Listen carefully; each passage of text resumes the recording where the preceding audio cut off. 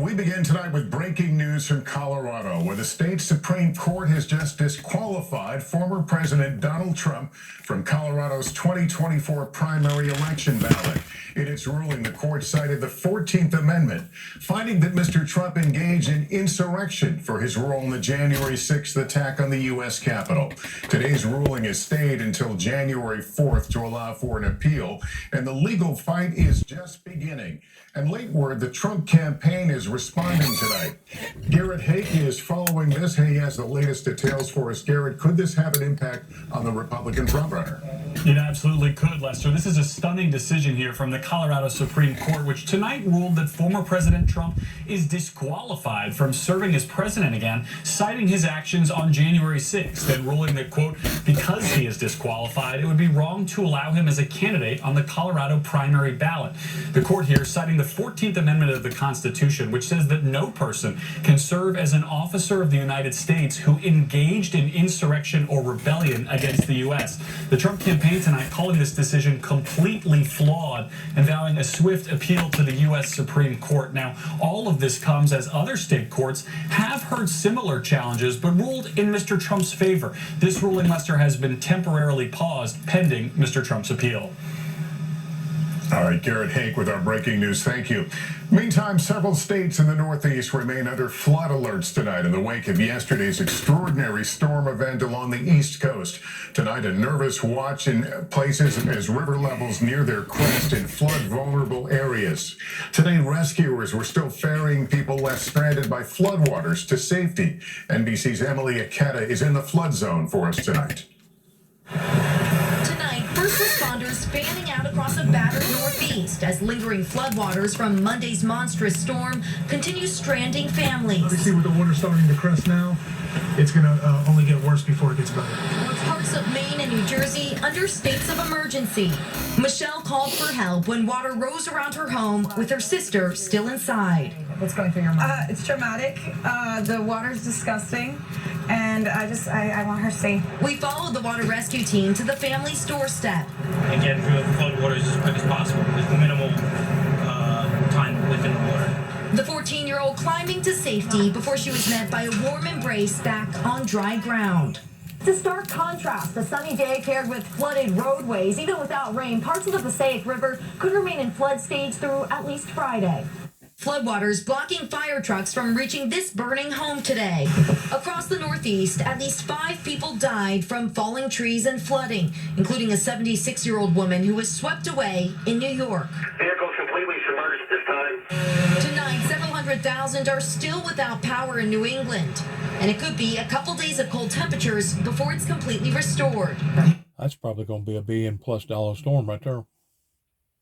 Because you figure all them homes, most of them's got basements. Ain't no telling what all got flooded, and they're just saying 6 right now, 5 or 6 dead. Before it's over with, they'll probably triple that or better. I mean, these are all the results from what mankind is doing to our planet. You get 3/4 of the way down the street, you got to turn around, go the other way. Lines hanging. With a massive cleanup ahead, an early start to holiday travel snarled by blocked off and even collapsed roads. At airports today, travelers relieved to find fewer flight cancellations. During Christmas time, yeah, it's nerve-wracking coming with everybody, and you just got to be on your toes and make sure you're there early. But a record week of air travel could turn turbulent later this week when a deluge of rain is set to hit the West Coast. And Emily, I guess they're still concerned the water could keep rising tonight.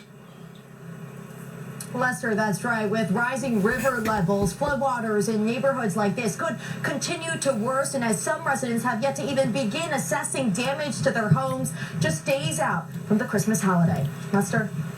Emily Aketa, thank you. Now to Iceland and the spectacular and potentially dangerous eruption of a volcano that is threatening communities not far from the capital. Miguel Almaguer now with that story.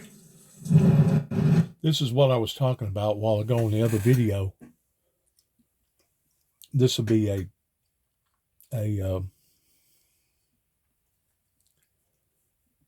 basically a refreshing course of the other video that I put out towards all the pressures that's coming in different places of the planet that was not originally designed to have these kind of pressures. Whenever you go to move an iron ore over in different areas that wasn't used to having all that weight, now you're basically disturbing their very foundations up underneath the planet towards causing other effects to take place. And as I was going to say a while ago in my other video, that a lot of people probably it's going to flabbergast them. I have looked at the existence of mankind surviving for hundreds of years, 3, 4, 5, 6, 800 years, before the Great Flood, especially before the Great Flood, that I believe, personally, it's a possibility that the Earth was spinning like 5 times faster than what it's spinning right now. Because according to history, it had not rained on the planet. There was heavy dews, there was springs, but as far as it actually having oceans and seas, they didn't exist until the flood. After the flood happened, the weight distribution changed on the planet, and the planet slowed tremendously down. Because of that, humanity was still judging their age off of a certain amount of rotations of the planet per year. Well, now the planet had slowed tremendously down, and of course, unless you was an astronomer and keeping up with all this stuff, and you had the right type of equipment, which they didn't, there would have been no way for you to have known the differences between then, way back then, before the flood, versus right now. I think that possibly the Earth changed whenever the Great Ice Age hit, and then it began to melt, pertaining to creating lakes, streams up underneath the Earth, and etc. Today, we know that our planet is still in a transformation period, but because of the human ignorance, I'm going to use that word, it's intensifying the severity, and it's also intensifying in the rapidness of what is deteriorating. Please watch. The incredible fountains of fire gushed more than 300 feet into the air, igniting the night sky in Iceland. Erupting Monday, the astonishing display of fire and fury continues to pour across the southwestern end of the country, an hour outside the capital of Reykjavik. It's a once-in-a-lifetime for us. A 2.5-mile-long fissure is now creating an expansive, boiling sea of molten lava, threatening to slowly spread closer to populated regions. But for now, the blanket of fire not yet causing serious damage. Fascinating to see just nature in action. It's just like something from a movie. As researchers descend closer to the spouts of fire, this is a magical spectacle, even in a country no stranger to eruptions. After weeks of seismic activity, nearby towns were evacuated days before lava even seeped from the Earth's floor. The flows now slowing. It is very, very powerful in the beginning. It's going to extract the magma very, very fast, and that's why it's going to decline very fast. Still pouring smoke into the air, it doesn't appear this eruption will cause the same havoc a different Icelandic volcano did in 2010. That explosion of fumes and ash grounded much of Europe's air travel for a week. But tonight, scientists warn eruptions can be as unpredictable as they are spectacular. Miguel Almaguer, NBC News. Instead of people being entertained by that, They should be frightened because underground oceans have increased pertaining to volcano activity in the past 30 years. Unbelievable amount, especially around the Ring of Fire. And we're just seeing one catastrophic event after another that one has to begin to take notice. And where's the end game to all this? Where's the end game? Well, it's going to be like the Bible says. The end game will be the end of humanity, the end of civilization as we know it. News.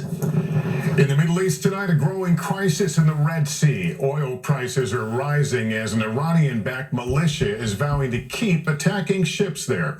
All as chilling new video of hostages held in Gaza is released. Here's Richard Engel.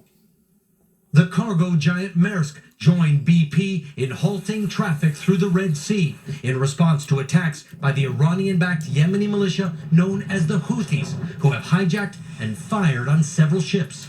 Defense Secretary Lloyd Austin in Bahrain today, home of the U.S. Fifth Fleet, announced the formation of a 10-nation coalition to defend the Red Sea. But the Houthis vow to keep attacking ships until Israel ends its blockade of Gaza. The showdown sending oil prices up again today, while the Palestinian Islamic Jihad tonight. Okay, so they've done, they're targeting their cash cow, the oil. It's just a matter of time before they're going to probably start sabotaging or attacking the oil fields. This could get so quickly out of hand. It wouldn't even be funny. Tonight put out a video of 2 Israeli men it's holding hostage. Yesterday, Hamas released a video of 3 elderly hostages taken under duress. The man on the right is 83-year-old Yoram Metzger. His son Guy told us he takes comfort in knowing his father is alive, but worries about his treatment by Hamas. He looks very, very tired. He looks very sick. Also his friends.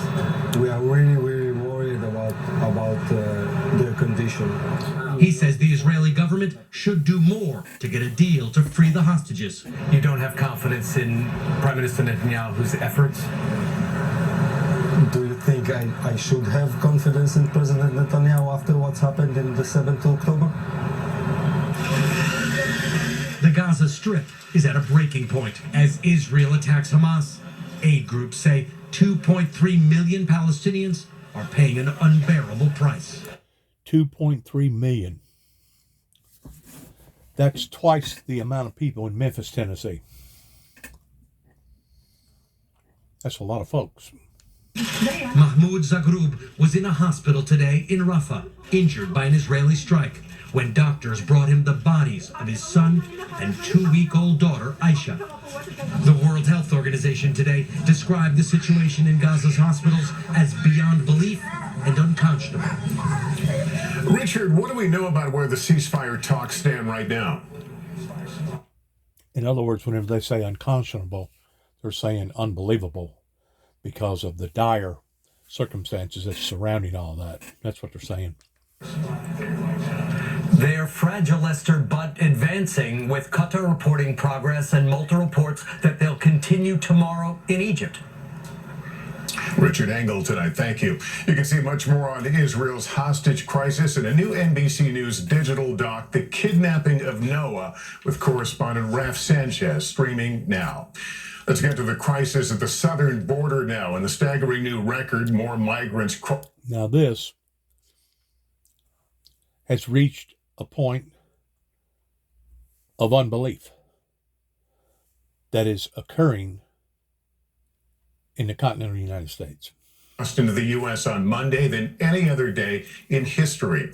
And now Texas is being sued after giving state law enforcement sweeping new powers to arrest them. Morgan Chesky is there.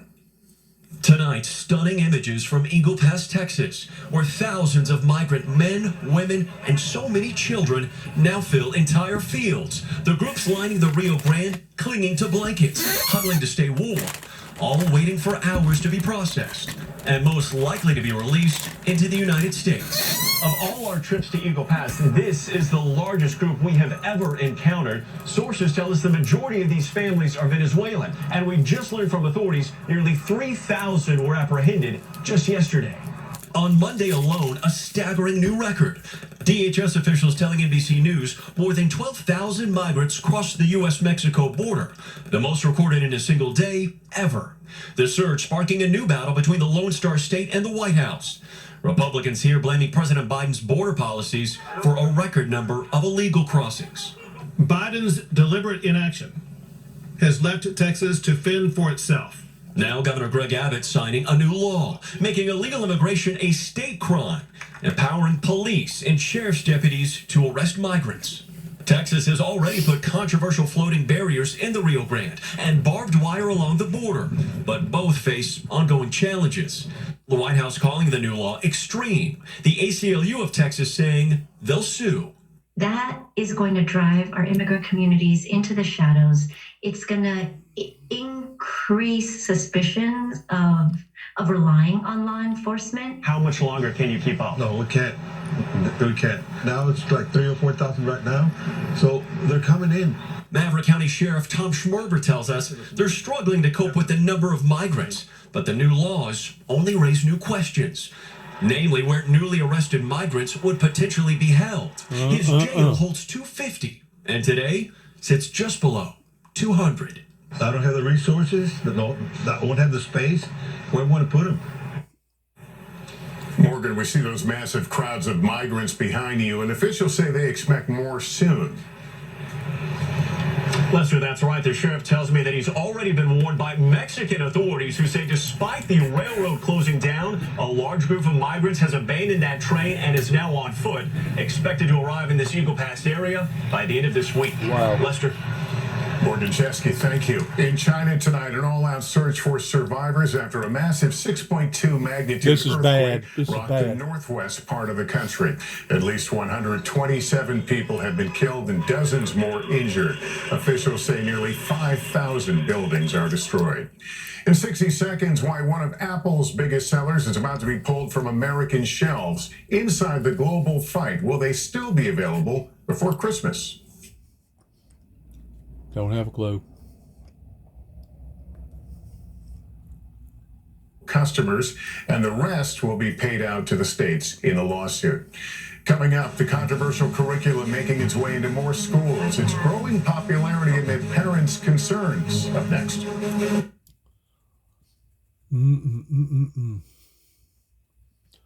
One horrendous, horrible thing after another.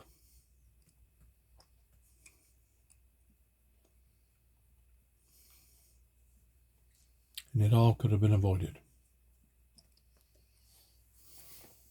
Heavenly peace. We're back now with America's curriculum controversy. Tonight we're looking at an educational video series raising some concerns. It's gaining hold in a number of states, but critics say the videos are a tool to push a political agenda. Antonia Hilton has our reporting. What does it mean to be feminine? Your kids may have seen these videos online. Embrace the idea of being a wife or a mother. Educational videos on everything from culture to history to climate. Without fossil fuels, much of the world's population would starve to death in a year. This is PragerU, not an actual accredited university, but rather a, quote, pro-American education nonprofit with growing school partnerships in New Hampshire, Florida, and Oklahoma. It's called edutainment. According to CEO Marissa Straight, their videos are an answer to an education system too focused on diversity and gender. In this Los Angeles studio, PragerU's artists focus on American exceptionalism.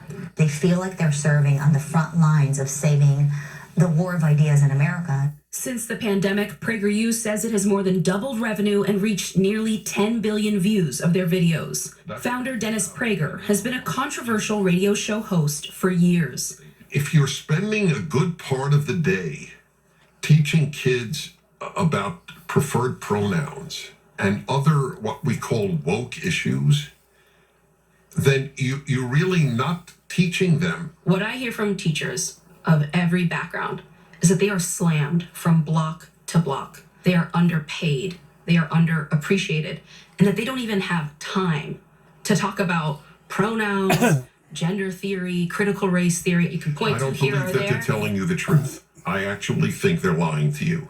In Oklahoma, some teachers like Gabe Woolley are using PragerU in the classroom. We watched Prager's video. Here's the first thing you need to know. A short history of slavery together. After centuries of human slavery, white men led the world in putting an end to the abhorrent practice. She's giving credit mostly to white people right now for ending it before the acknowledgement of the pain that some of your students might actually know about and feel in their families, right? Right. And there's a lot of content that we cover that does cover that aspect. But what we almost never talk about is the reality of slavery happening almost since the beginning of time to the end of time. A few minutes down the road, families like the Reyes, who are a mix of white, Choctaw, and Mexican American, say the broader culture war playing out in schools is hurting teachers. We trust our people, right? We trust our educators. Like we said, I mean, this is our community. We showed them some of PragerU's videos designed for kids. 300,000 Union soldiers, overwhelmingly white, who died during the Civil War. Zoe is in 5th grade. Something that I noticed was no other culture did anything. No other culture died. No other culture tried to stop slavery, which I know that isn't true. That's extremely concerning to me because it's, so much inaccuracy with things. What would a good American education system look like to you? Like it did in the 1930s, minus anything that was offensive. All the bad things going on in the 1930s. Right. Minus the bad things. Yes, that's correct. Looks good. A vision he's now trying to bring to schools nationwide. Antonia Hilton, NBC News, Los Angeles. You can see much more of Antonia's reporting on Meet the Press Reports, now streaming on Peacock and YouTube. And coming up here as we continue tonight, the extraordinary life of Sandra Day O'Connor on the High Court and her private family life at home. Next.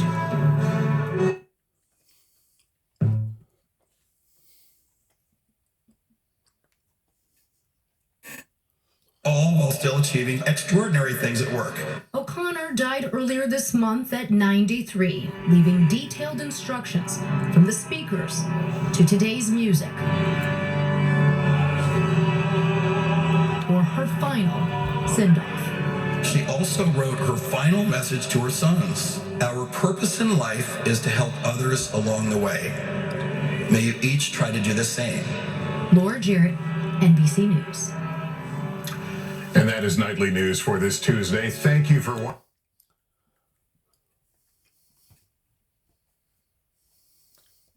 Bring in warmer temperatures for the next couple of days, but unfortunately also bring in the chance of rain that will coincide with a lot of our holiday traditions and things going on going into Sunday and Monday for Christmas Day.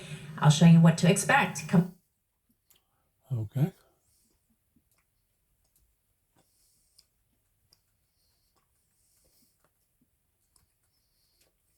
Area.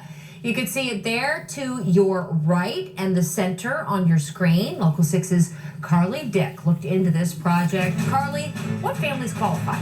Jen, there are 4 qualifications. First, they have not owned a home in 3 years. Second, families have less than $50,000 in liquid assets. Their household income is around $29,000. And finally, their credit score must be around 680. We have under construction. Done. That's a lot of requirements that most people probably don't have.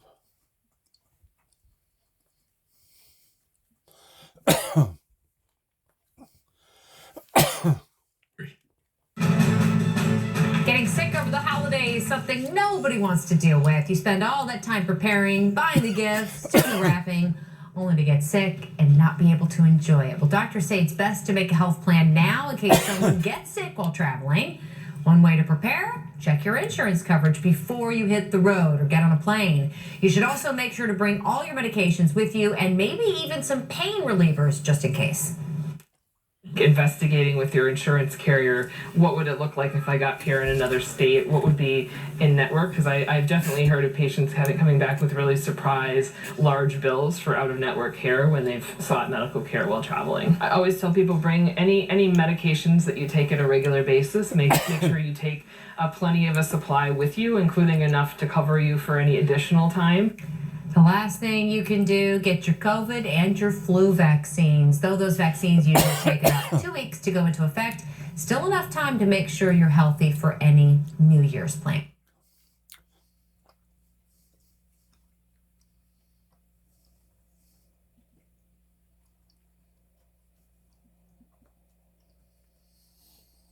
But for the holiday weekend, we're looking at rain. I'll track it hour by hour so you can make some plans around it coming up.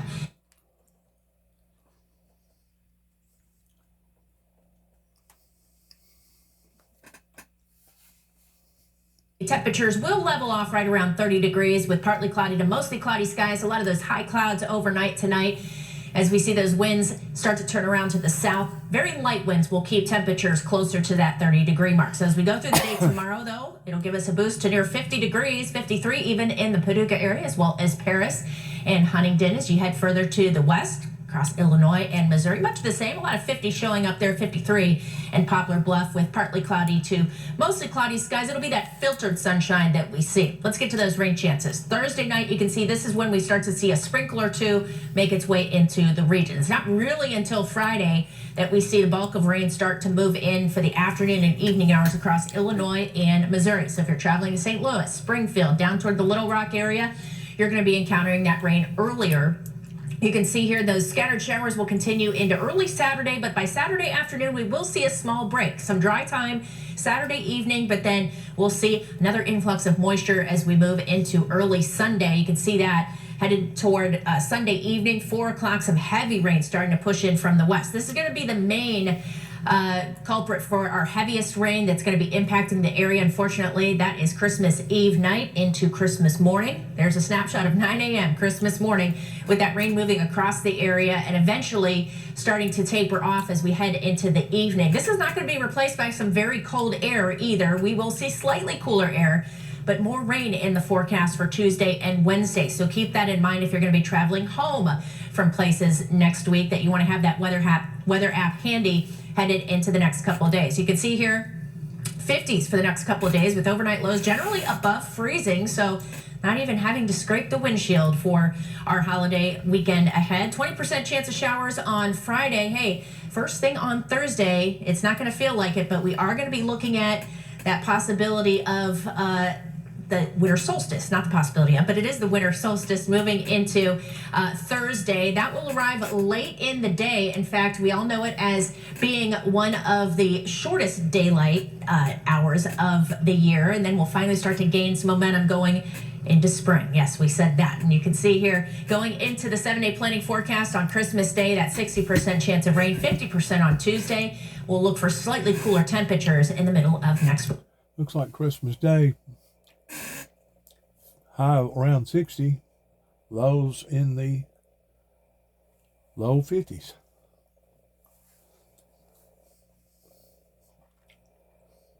There you go there.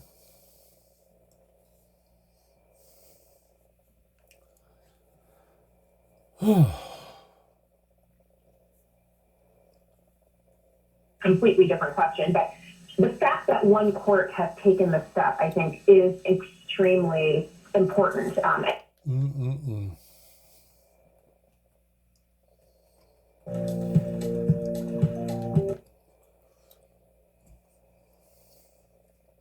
Something like that, below 4% unemployment rate. There's no evidence of a recession, okay? Wall Street stocks are rising. And they're lying.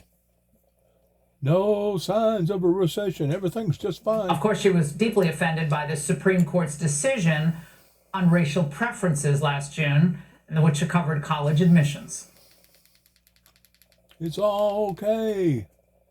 Get out. Go spend your money. Go spend the rest of your money. That way you can't just be almost broke, but totally broke.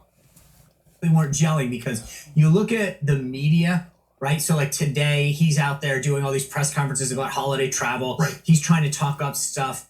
They're never in the same room together. But I didn't realize the amount of sort of hatred or whatever it is, dislike that was between them. Yeah, look, from what I've been told, now I realize it's gossip. Gossip's a sin. Forgive me, Lord. But the Democratic strategists I've talked to said they've never liked each other.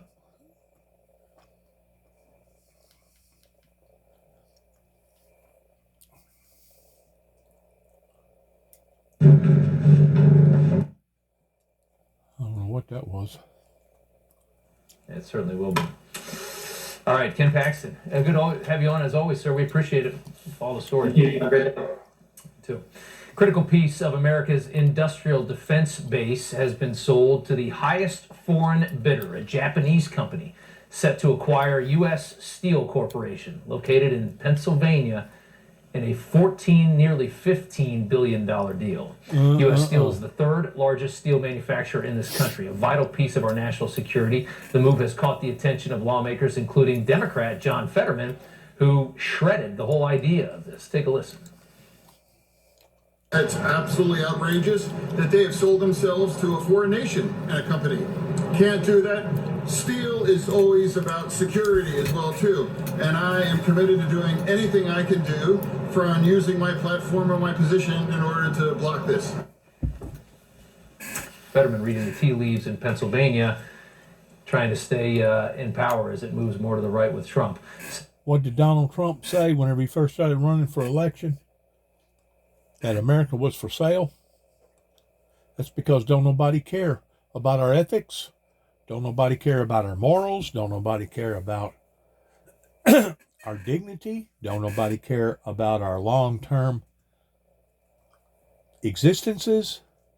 And to be quite honest with you, I think our ancestors are rolling around in their graves right now because of how that so many people has stabbed America in the back. And by stabbing America in the back, you're stabbing your neighbor in the back. You're stabbing your children in the back. You're stabbing your children's children in the back. So many Caesars, not Caesars, but Judases, has arisen in the 21st century to the degree that you can't trust them, you can't put no faith in them, and to be quite honest with you, I don't think they're worthy of even being called American citizens. Trump. Senators J.D. Vance, Josh Hawley, Marco Rubio also sending a letter to the Treasury Secretary demanding she block the acquisition. But she's Biden's puppy dog. I don't know if she will. The senators writing allowing foreign companies to buy out American companies and enjoy our trade protections subverts the very purpose for which those protections were put in place. See, they don't have to take us over by force. They can take us over by stupidity. That's exactly what Brezhnev was saying before Gorbachev, that we would take the American people over and never fire a shot. Never fire a shot. Japanese company that's acquiring U.S. Steel is Nippon Steel Corporation, who was found guilty in 2021 of unlawfully dumping their steel products into the U.S. market. So far, the Biden White House is doing nothing about this after Biden promised that he would help grow and keep American industry in America. Mercedes Schlapp joins us now, former White House. And you wonder how come Harley Davidson was threatening to pack up and get out of here? Everybody's bailing. The ship's going down, and now the rats are scattering. And whenever it does finally go all completely under, and chaos sets in our streets, more so than what it already has, you'll see these rich people and these politicians get on their private airplanes and abandon us. I've said that before. I will say it again. We are dealing with people that are portraying their own citizenship. And we're talking about people, a lot of them that was born here, or their parents was born here, or their parents was born here. And it's sickening. It really is. It's sickening. Strategic senior advisor under Trump, along with radio host Larry Elder. Good to have you both on. Mercedes, Trump used Section 232 on national security grounds to impose tariffs of 25% on foreign steel to protect the U.S. steel industry. Right. Just to show you the difference that one regime can make to another. Right. Those days are long gone. Yeah, there was no question that President Trump prioritized the U.S. steel workers. He understood the value of ensuring that the steel would be manufactured here in the United States. Right. And primarily, as you mentioned, for national security reasons. And so for Joe Biden not to really take any action and really let this move forward, I think is very telling of the fact of his weakness as a president who doesn't understand the importance of not only maintaining the steel industry here in the United States, making sure that it's able to flourish, making sure that we have enough steel for what is needed for military readiness and other parts of the industry as well. But the mere fact is that for Joe Biden, their absence of action is what you see not only when it comes to what you're seeing with the steel industry, but also with issues pertaining to the border, which we know has been a complete failure. Once they control all these different entities within America, including our food supply, then, including Google and all social media platforms, then it's just a matter of time before they will be controlling us. And it's almost reached a level right now of that very thing. But whenever starvation, as far as a major whatever hits America, you will see sufferings unimaginable towards what will be befallen up into our streets. And if you think things are outlandishly out of control now pertaining to the gun violence and people losing their cools, you wait until that happens. You wait until famine. And there can be all kinds of different famines rather than it being a famine, a food famine. There can be iron ore famine. There can be education famine. There can be political famine. There can be spiritual religious famine. There can be all kinds of different famines that the Bible talks about that will occur in the last days. Go ahead. Well, I'm not quite sure what power Joe Biden or the Justice Department has to stop this. This was, as I understand it, a unanimous decision by the board of directors. They got a substantial bid for it, much higher than the bid that was made by another domestic steel company. And it's all about profits. If you don't run your company well and make a profit because of competition, because of bad management decisions, sooner or later you're going to lose control of that company. And you'd be surprised how many American companies are owned by foreign nationals. Chrysler are owned by a foreign conglomerate. GE Appliances is also owned by a Chinese company. The DOJ didn't stop that merger, so I'm not quite sure how you stop it with a friendly company like Japan. Yeah, it's interesting because there were other offers on the table from American companies, but the Japanese just beat them out. But you have a lot of senators saying we're going to try and figure out a way. I'm sure there was a way with incentives of some kind. I mean, there are ways that they could kind of lean on people to say, why don't you sell it to one of our friends here in the United States? I understand the Japanese. We're being sold out from the inside out. Reminds me of the Pale Rider. After they had struck in gold later on, but the hood had offered them X amount of dollars for them to pack up and leave. And they come to the conclusion, well, what will be our price next time in selling our dignity, our pride, for the next higher bidder? And that's what's been happening now in America since the early 90s, basically since 1988. And of course, the Waltons was a big player in that. And of course, whenever the Waltons started doing it, here come Kmart's, here come Big K, here come Walgreens, here come all the other retailers that followed pursuit. And you wonder how come down the road that used to have a building that employed 400, 500, 600 people, some of them maybe even two shifts, that are now vacant.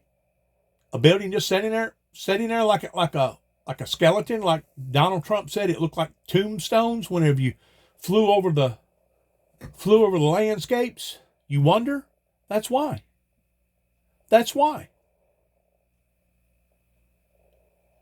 I think it began, personally, after the assassination of Kennedy. But I think it sure enough increased after the Civil War, and then I know it increased tremendously after 1988, whenever Ronald Reagan finally persuaded the superpowers that the world was not going to end by a nuclear holocaust, but it was going to end the way that the Bible wanted it to end. But yet now, the messenger that was delivering the message could not get no supporters, could not get no partners, could not get no congregation. I've said it before. I'll say it again. The founder of the Windmill Ministries missions did not fail that ministry. But it was the people that should have taken more interest in the teachings coming from the founder that now has left us high and dry the same way that they tried to do the founder of the ministry, towards leaving him out to dry. That's what's going on in America, and eventually the good old American way will be dissolved, and it will be another regime that will come in, and I don't even know now that they'll have to forcefully do it. They may just vote themselves in towards doing it. That's what's happening right in front of our very eyes. And you wonder how come Mother Nature ain't cooperating? You better wonder no more. Is a very, very strong ally of this country, but it's still, when you're talking about steel, and when you're talking about how the world evolves, and you're talking about a war that could be 20, 30 years down the road, who knows what side Japan's on, and in a moment like that, you don't know what that could mean, and that's where I think a lot of the nerves come from. Mercedes, I want to flip here for a second to the Biden corruption. Is that any different than whoever was in charge of the medical industry? That before COVID hit, the American people found out that we was dependent upon China for about 90% of all our medical supplies. That included drugs, that included machinery, that included scaffolding, that included hoses, breathing devices, oxygen devices. Who would have done this? Who in God's name would have set the American people up this way of a fall? Just like everybody depending upon artificial intelligence now to store all their information and all their pictures. That it used to be that the telephones that come out had a backup plan towards having their own chip that you could store a great deal of your information on, and now you can't even do that. So what is going to happen whenever there's an electronical pulse explosion above our heads? Or it don't have to be an electronical explosion. It can be a solar flare that would literally wipe out all our electronics and communications. Who has set us up this way towards this fall? I'll let you fill in the gaps. Carol Fox, who is a former Chapter 11 trustee of AmeriCorps, which is a defunct healthcare company, testifying before House Oversight yesterday that they paid James Biden, that's Joe's brother, $600,000 because he said he could bring business from the Middle East because he knew Joe Biden. The business apparently didn't really materialize. James Biden really isn't good at anything except taking money from his brother's power. But Fox also revealed that AmeriCorps provided the loan with no documentation whatsoever. And $200,000 of that was wired straight to Joe Biden from James Biden.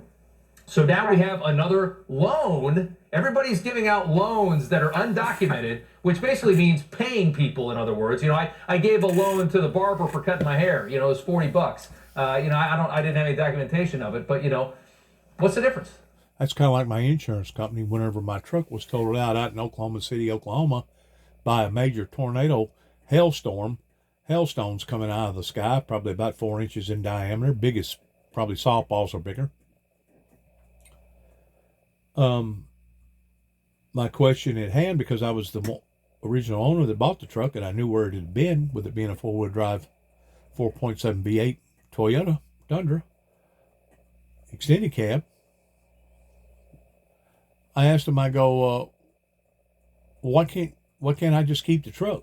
Because y'all going to declare it totaled because it's going to cost too much money to replace all the sheet metal. We can't give you that truck, Mr. Jackson. But what we can do, we can sell it to you back for $1. See, there's so many technicalities in the laws today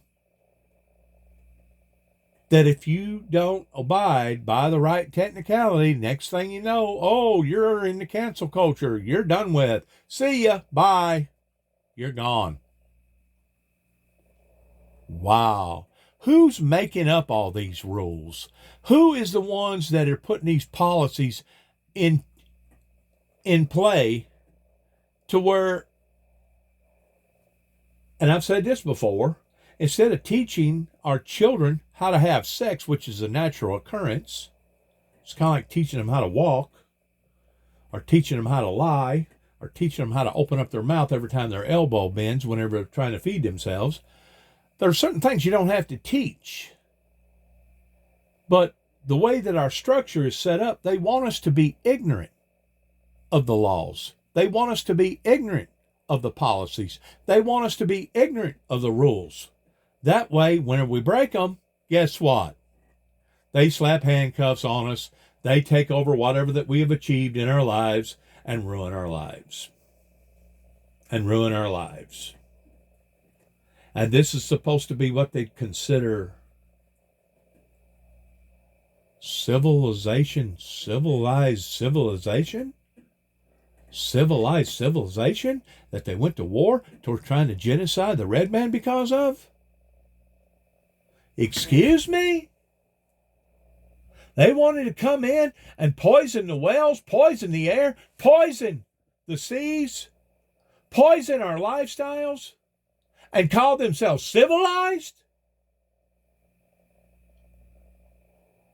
Allowing for all these banks to be taken over, all these major companies. Now the steel manufacturers have been taken over. Hasn't been too long that somebody caught wind of China coming over here and wanting to buy up a bunch of property, usually around a military post.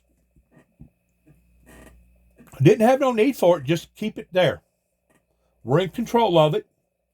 Keep it there. We don't have to worry about nobody building on it. We'll keep it there for a later date, for later purposes. Once more, go back to what Gorbachev said. We will take the American people over and never fire a shot.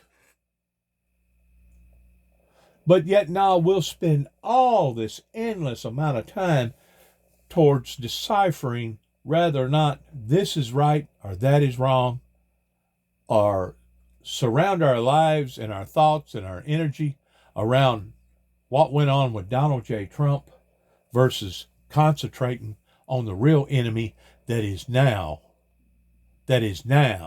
no longer in the front of the chicken coop, but is actually in the chicken coop devouring the chickens.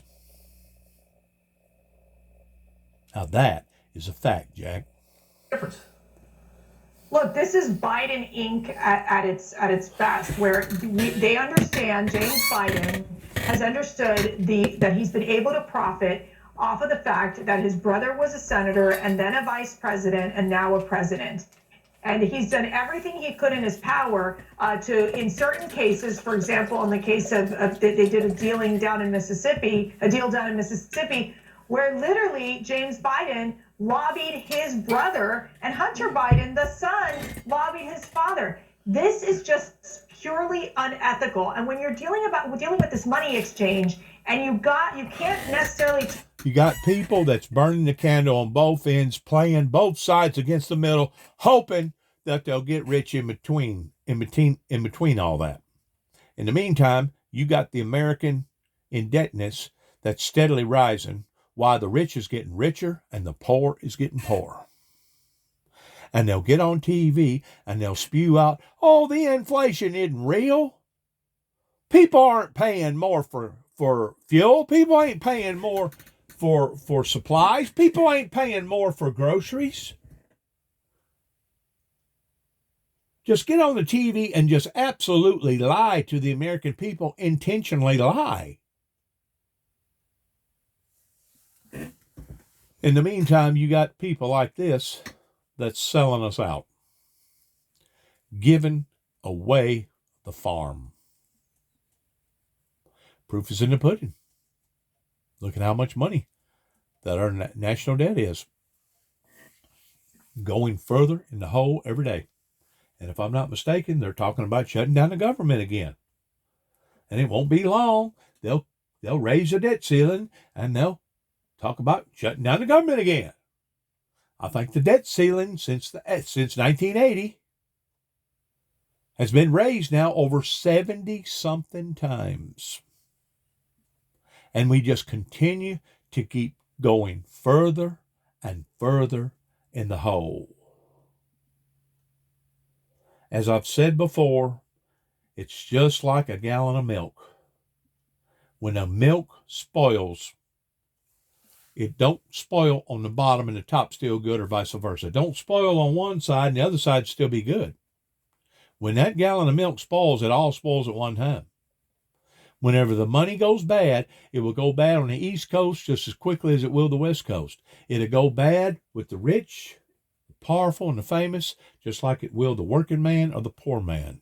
But the bad thing about it is, whenever our inflation crumbles, it will be just like 1929 that caused other inflations to crumble all over the world.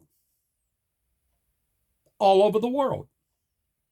And unless people already have something in design other than the mark of the beast 666 taking place to replace the broken system, we as a society will be at our wits' end. And we're steadily approaching that target. The trajectory that we're on, adding with all the forces of nature, regardless whether it's fire, forms of fire, floods, diseases, wars, pestilences, famines, tornadoes, hurricanes, etc., only intensifies the enchilada, the grand slam.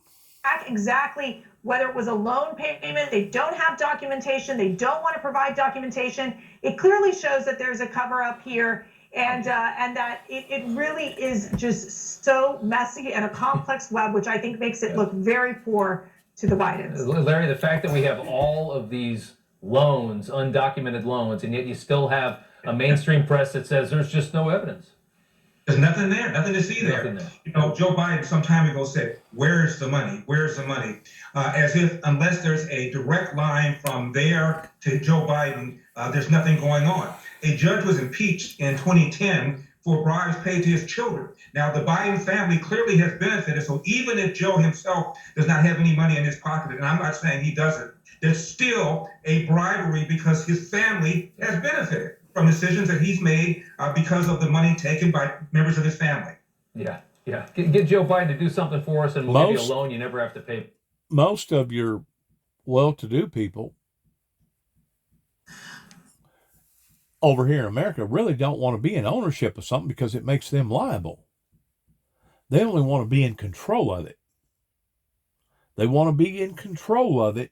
That way, if all else fails, they won't have to wind up in court justifying their actions. What happens if Donald Trump can't get on the ballot in more than one swing state? Well, Joy, if that happens, I think it does open up questions on both sides, frankly, both for the Democrats and for the Republicans. I think at that point, you might even see some folks try and get back in this race. At that point, does Tim Scott, who suspended his campaign, say, well, maybe I'll give it a second look? Does someone like Ted Cruz try and launch a last-minute gallop for the nomination? It opens up all sorts of questions. But look, let me kind of put it into the context I see happening. I know we're in the holiday seasons, and I hate to be a Christmas Grinch just 4 days away. Spoiler alert. The Supreme Court is not going to invalidate Donald Trump from being on the ballot.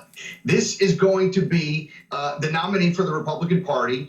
And what I do think this decision does serve for the country. First, it's kind of an appeal from the gaslighting. All of us saw with our own eyes what happened in the run-up to January 6th, then on January 6th, and in the aftermath. Donald Trump led an insurrection. A court now, without fear or favor, has made that declaration clear. The good news about that, Joy, is what I think it does for 2024. In full relief and in full stark terms, it makes this election about what it needs to be and should be and must be. This election is not about the economy. It's not about immigration. It's not about reproductive rights. It's not about Ukraine or Israel. This election is about whether or not the American experiment in representative democracy and the republic continues, or it ends and is turned into an authoritative fascist movement led by Donald Trump, who has said not once but twice that on day one he intends to be a dictator. Lord God, I hope not. Because whenever our culture fails, providing that it fails that way, is what this guy's saying, that means there'll be cultures all over the world that will follow suit. And that means all these communist controlled countries will be jumping up and down thinking that they have won in one of the greatest battles since the Revolutionary War here in America. Won't that be something to put down in the history books that people will read about us 100 years from now after we're dead and gone?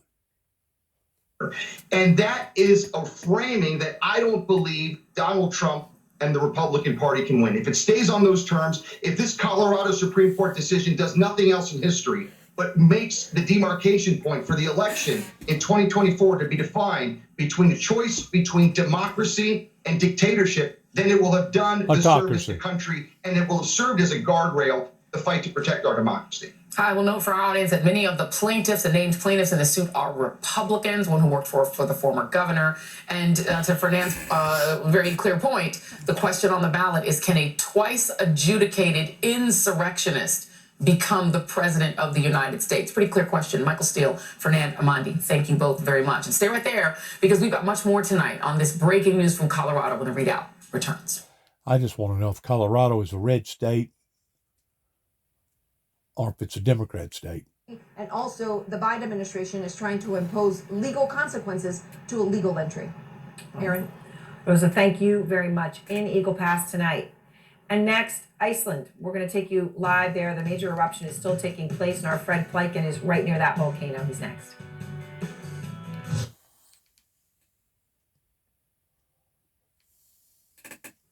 He's beyond derelict of duty. It's gotten to the point where you can't deny these videos. And there's people coming from China, Russia, Africa, the Middle East, known terrorist countries, and they're all military-aged men. And then you see videos of them carrying drugged children. It'll be a group of men, and they're carrying drugged children across the border, claiming that those are their children. They're absolutely not their children. This is outrageous. And then we've got the Democrats who claim they always care about migrant children. Well, there's over 85,000 missing migrant children in the United States. Got it, Joe. And the New York Times even reported last year that they are being used as child labor. Marjorie. I mean, what in the world are we going to do, Larry? Marjorie Taylor Greene, happy holidays. Spot on. Thank you, as always. Appreciate it very, very much.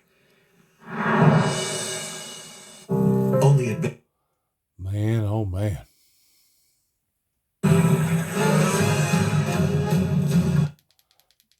Man, oh man.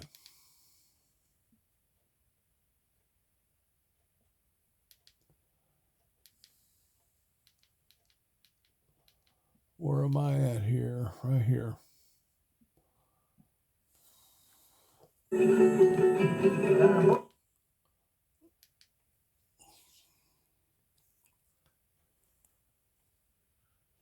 They only care about the manufactured version of the Russia collusion story, which is, of course, about Trump. Recently, CNN and MSNBC have been obsessing over Trump's language, offering over analyzing every word that he uses and comparing it to Adolf Hitler's Mein Kampf as well. Take a look at this. The former president doubled down and wrote a post saying this: illegal immigration is poisoning the blood of our nation. As I mentioned, President Biden and the White House are comparing this to the words of Adolf Hitler. He's been dabbling in Adolf Hitler his whole life, keeps Hitler's speeches at a bedside. If you were to open up a copy of Hitler's Mein Kampf, you would find the Nazi leader describing the mixing of non-Germans with Germans as poisoning. The Jew, Hitler wrote, quote, poisons the blood of others. Now, J.D. Vance had a good point on this. But the one wild and precious life that was Justice Sandra Day O'Connor. One of my teachers liked to remind us that what we say, what any of us say about anyone else, reveals as much about us as the one of whom we speak. And that was certainly the case in the year 2008, when Justice O'Connor returned to her beloved alma mater to deliver the inaugural speech for what would become an annual event honoring the renowned Stanford law professor Harry Rathbun, who had inspired her to study law. And as with your tributes to Justice O'Connor today, what she said about Professor Rathbun offered insight into her soul and her sense of vocation.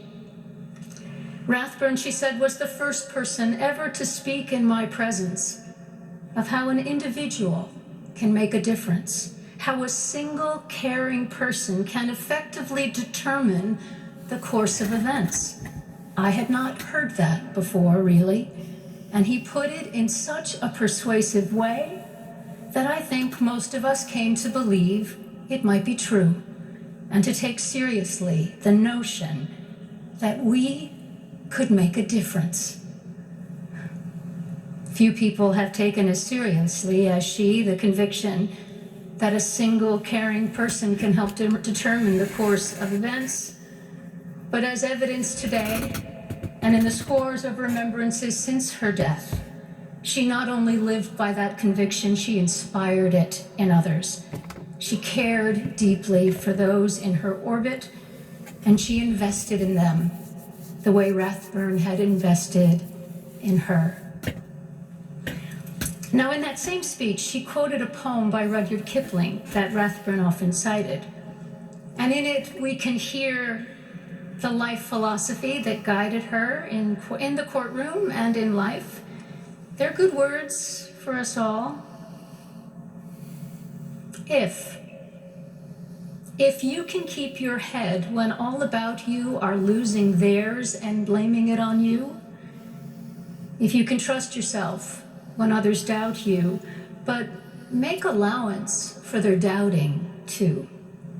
If you can wait and not be tired by waiting or being lied about, don't deal in lies, or being hated, don't give way to hating. And yet don't look too good, nor talk too wise. If you can dream and not make dreams your master, if you can think and not make thoughts your aim, if you can meet with triumph and disaster and treat those two impostors just the same, if you can bear to hear the truth you've spoken twisted by knaves to make a trap for fools, or watch the things you gave your life to broken and stoop and build them up with worn out tools, if you can talk with crowds and keep your virtue, or walk with kings nor lose the common touch, if neither foes nor loving friends can hurt you, if all count with you, but none too much, if you can fill the unforgiving minute with 60 seconds worth of a distance run, yours is the earth and everything that's in it. And what's more, you'll be a man, my son. Justice O'Connor had no interest in being a man. But she didn't feel herself excluded from Kipling's wisdom, and she resolved to live by it. And doing so, she walked through doors previously reserved for men and kept them open for those of us who followed. Should have been expressed mankind. And the fact of the matter is, if, which is a hypothetical, if a frog had wings, it wouldn't have to worry about bumping its tail every time it jumped. See, we live in a world, in America especially, with so many hypotheticals. Even your newscasters, a lot of times, will jump on a hypothetical and say, well, this could have been, or what if, or could you only imagine? Those are all hypotheticals. And we cannot build our great nation off of half-truths and lies or hypotheticals. Because a hypothetical is something that is like a metaphor that has not happened but could happen. Kind of like the word if. If a frog had wings, the frog wouldn't have to worry about bumping its tail every time it took a jump, a leaping jump. It could just fly. Good luck to all of us as we've scanned through surfing, doing channel surfing, news surfing on the TV tonight. Good luck to all of us as we want to end the program by saying God bless, and God bless America, and God bless all God's true creatures who are seeking a righteous, divine, holy, eternal way. Coming this close now to Christmas in the year 2023. Fixing to end it out in its final chapter of walking into the year 2024 of a brand new year. On MSNBC, pretty well explained it or expressed it right down to the detail, not using hypotheticals, not using necessarily ifs pertaining to Donald J. Trump, but actually bringing up facts of what the hurdles that this man is now going to have to face, jump over, go around, go under, go through, whatever, to keep himself afloat and his company afloat towards trying to pull off one of the biggest Houdini schemes in America right before a live TV towards being an election denier. As I said a while ago, I don't know who Colorado is truly in bed with, whether or not it be the red state or the blue state, Democrats or Republicans. But the bottom line is this: people are waking up to what has happened. People are coming out of the stupor that I said before Donald Trump ever declared himself a winner in the election, that God had showed me that he did not win the election and not do it legitimately and legally. Was there some imperfections? Oh, I'm sure. It always is. Was there some hoodooing going on? Probably. Probably. On both accounts. On both accounts. So by saying that, usually it weighs itself out equally in the end. That's what the Democrats was hoping whenever Al Gore ran for president. But it wasn't until the Supreme Court had to make a final decision of whether or not it was going to be the Republicans or the Democrats in power, and they made their decision, and ever since then, we have seen things steadily declining and going in the opposite direction than what our true intentions was. Good luck to all of us as we're approaching this Christmas in the year 2023 in America. And let's not forget to pray for all the victims all over the world, especially those in Ukraine, over by Russia, and those in the Holy Land in the Middle East. Let's not forget to pray for the elderly, the sick, the abused, the youth. Let's not forget to pray for our political leadership here in America, and that God will give them the sternness of knowing what direction to take. Thank you for listening. Heaven help us all. And shalom.